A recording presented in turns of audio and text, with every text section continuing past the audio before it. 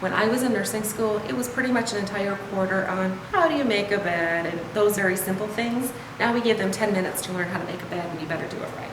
So there's just so much more that we need to pack into a shorter period of time and expect them to do it and do it well.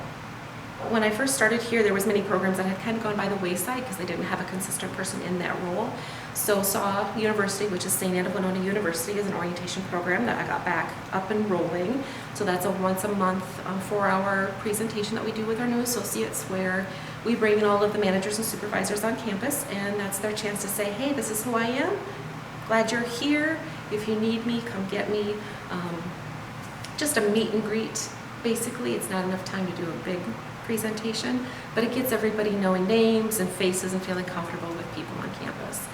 When we bring new people on board for that position, there's training in leadership, team building, how to talk about difficult things, and then there's a refresher that they have to go through a couple times a year as well.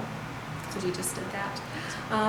Outside of that, I'm lucky enough that the management here has trusted me with some bigger things at our support center office, our corporate office. Mm-hmm. So I've been able to be involved in many of the different educational task forces that are happening right now.